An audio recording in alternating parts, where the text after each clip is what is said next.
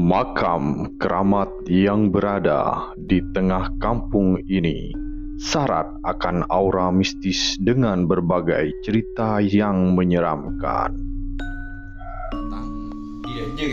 Binatang kucing putih mulus, tikus putih mulus, karena biasanya serba putih. Selain kemunculan binatang aneh yang serba putih, dilarang keras sembarangan merusak kayu beringin yang ada di dalamnya atau berakhir tragis. kita lihat ke baju deh ya.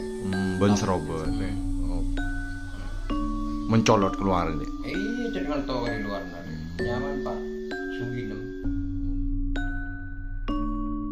Ada pula makam yang seakan tak mau terjamah di dalam himpitan pohon beringin yang tua ini.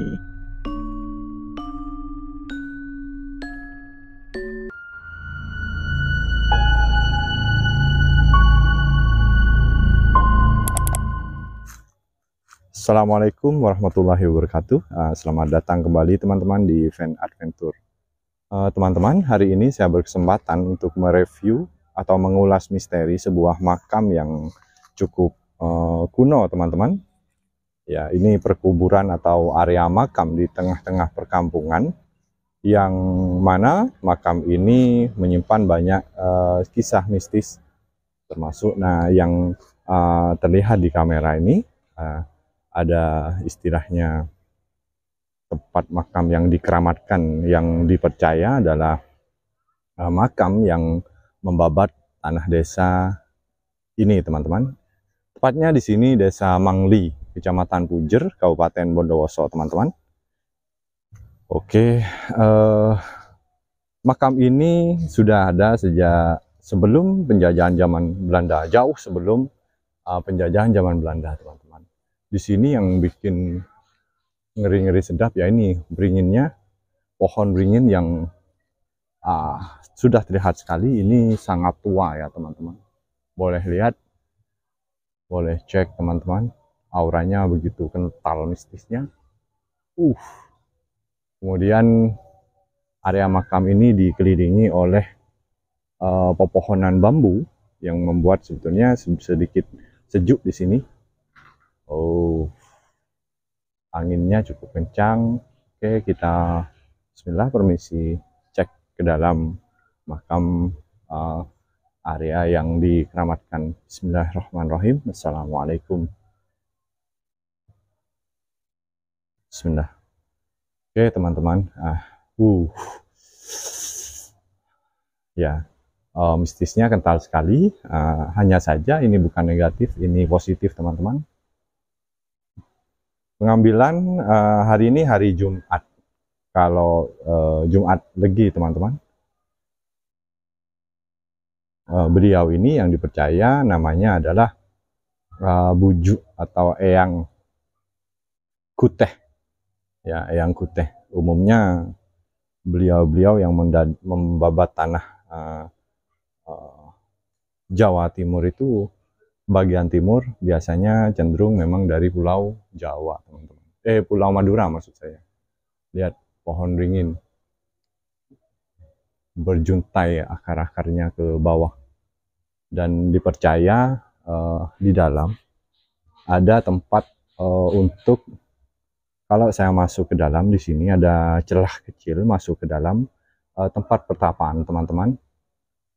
Dan pohon ini juga dikeramatkan oleh warga sekitar, karena dulu ada kejadian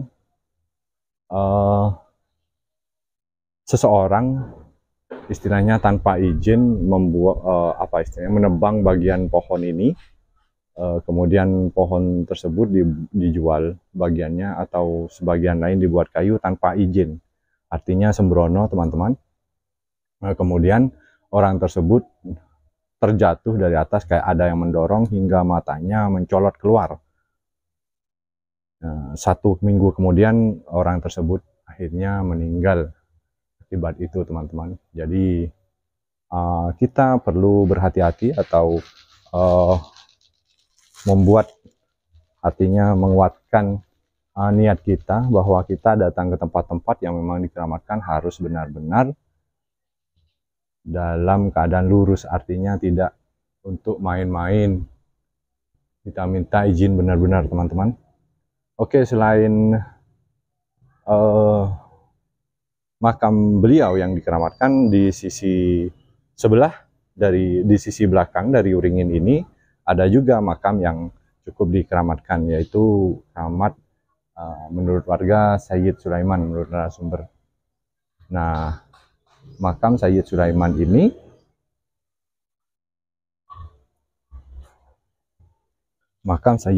ini berbeda dengan beliau yang cukup dirawat atau dipugar dan diberi istilahnya keramik gitu teman-teman. Terlihat ya, kalau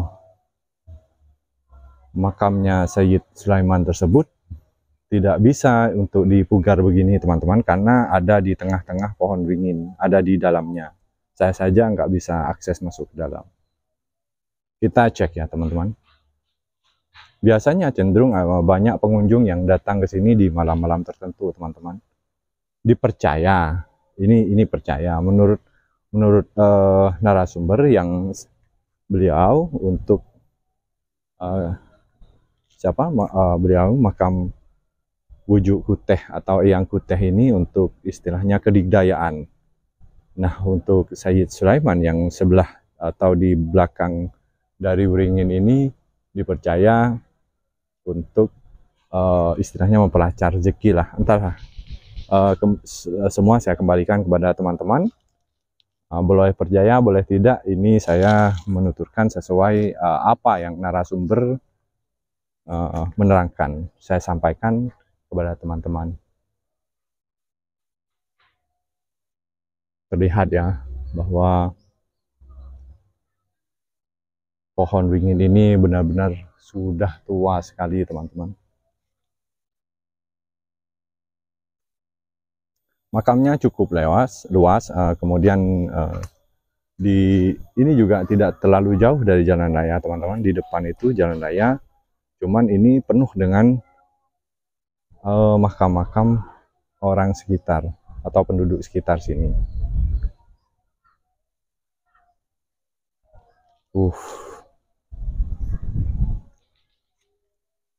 Ini bagian penyimpanan keranda teman-teman.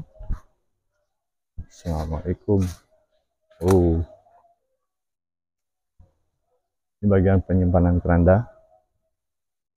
Umum deh ya, kalau teman-teman di desa teman-teman masing-masing atau tempat teman masing-masing ada tempat penyimpanan keranda dan peralatan untuk orang meninggal dunia teman-teman. Di malam hari penerangan cukuplah di sini, karena memang aktivitas malam itu lebih banyak di sini. Nah, makam Mbah Sayyid Sulaiman itu terletak di tengah-tengah pohon beringin ini, jadi susah untuk dipugar teman-teman. Yang dipercaya biasanya ziarah yang ke sini istilahnya meminta pada Allah untuk dilancarkan rezeki melalui barokahnya beliau. Saya kembalikan kepada pemikiran teman-teman masing-masing ya.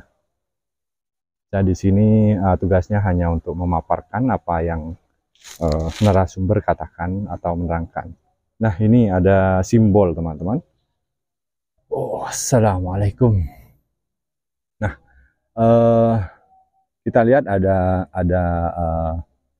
kembang yang masih segar di sini. Artinya semalam atau tadi sebelum saya datang ke sini ada pengunjung yang datang ke tempat sini. Nah, lurus ini teman-teman, menurut narasumber makam beliau lurus di tengah-tengah. Memang saya lihat ada di situ, kita lihat nanti bersama-sama, ada rongga yang masuk ke dalam melalui akses ini teman-teman. Boleh cek bagian atasnya. Wow, luar biasa ya.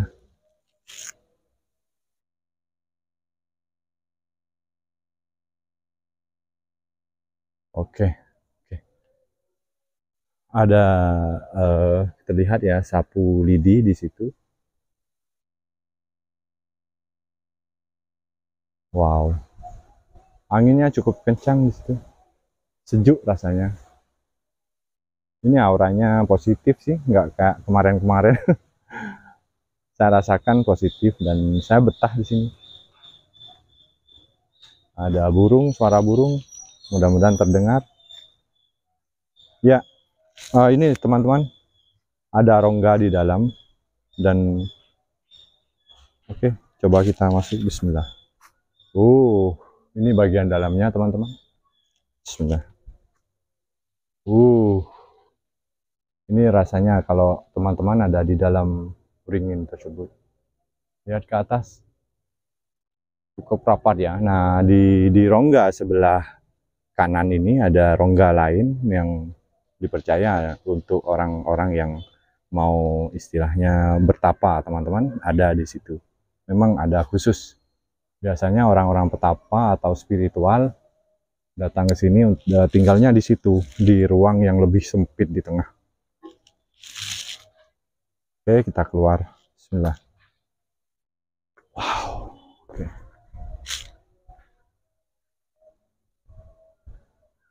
Dibuatkan semacam gubuk begini, teman-teman. Memang diperuntukkan untuk para peziarah yang mau menziarahi makam dari Mbah atau Eyang Kuteh ini.